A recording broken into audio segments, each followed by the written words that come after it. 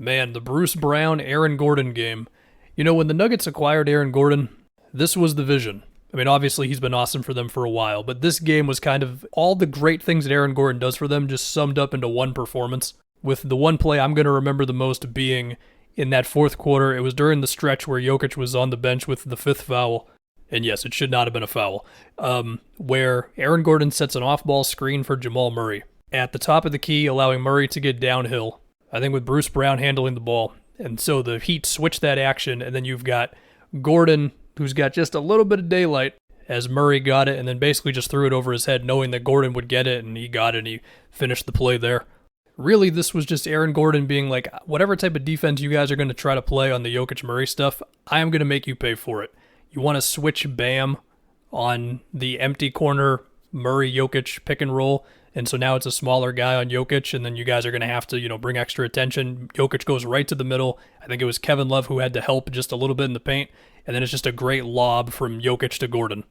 Another one where they brought two on Murray. They did that a good amount, bringing two on Murray, whether it would be like a trap or like a drop with Bam kind of shading Murray and then a guy who was guarding Murray chasing him from behind.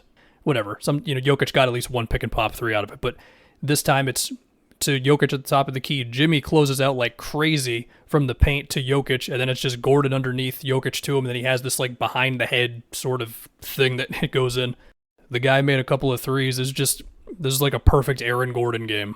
And as for Bruce Brown, who once again played more minutes than MPJ in this one, and he was in there down the stretch, his buckets late there were just also a kind of a summary of what the Nuggets encouraged him to do this year, where you remember with the Nets, it was a lot of screen setting and cutting, and I mean, he still does that stuff for the Nuggets, no doubt, but the Nuggets also encouraged him a little more to like actually handle the ball, and so like you had that one late where he had the floater where he draws the three-point play because Caleb Martin's reaching in, Bam is dropping, daring him to make the floater, dude makes the floater. Similar thing, him having the ball coming around to Jokic, I think it was just a screen, and he had that reverse layup with Bam all over him, or another just catch and drive late there that was huge with Jokic setting like a really quick screen for him.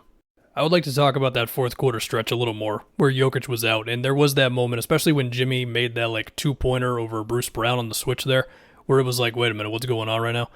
And look, I mean, you had the KCP time where he strips Jimmy when Jimmy's got the switch on him. You've got the Bam missed turnaround also with KCP on him. Another one where Aaron Gordon was fighting around a screen where he was chasing Duncan Robinson, and he just forces a travel out of him. These things all sound simple, but like there really was like, I don't know, a 2-minute stretch there where it was like, oh, hold on.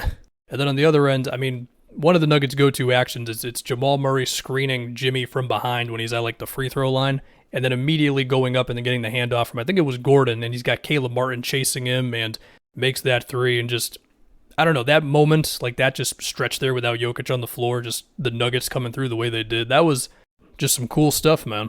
Of course, Jokic and Murray were still awesome. I know Murray ended up missing a good amount of shots in this one, but like, the assist turnover stuff was great. Jokic, he missed a couple more shots in the paint than he normally would, but overall he was still awesome, featuring one super deep three-pointer over Bam where it's like, what the hell? But the biggest thing really was just the cuts and all that was happening around those two as the Heat were trying to figure out, so do we want to bring two on Murray? Do we want to have like someone drop, Bam drop, and then someone else chase him, and then someone else got to rotate to Jokic, whatever, ball swinging around, that whole thing.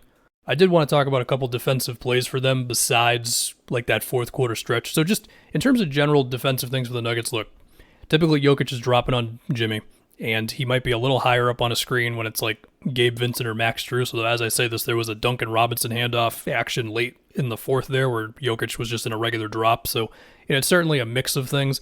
They are certainly getting their switching on and a little more when it's like guard wing action stuff. And sure, Jimmy was able to have some of his back downs against like Jamal Murray or whatever. Okay, cool.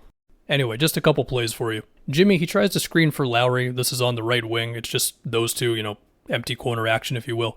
And Jimmy, he slips the screen as Gordon and I want to say it was Murray are kind of like frozen on Lowry for a second. And so then it's Jokic who's going to have to rotate over from the other side of the paint because Bam's in the other dunker spot. And Jokic just gets in the right spot. Bruce Brown also came down to sort of deal with Bam, so he wasn't right there for like an easy offensive rebound.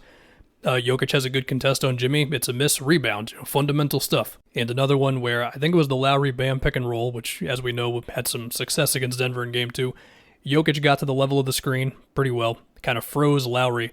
As this is happening, Murray is helping, digging in whatever you want to say off of Caleb Martin on the opposite wing, and just in a split second, gets a good closeout on him, and he's kind of all over Martin, where it seemed like for a second Martin was going to kind of pump fake him out of the play, but he managed to stay down enough, and that was a missed three.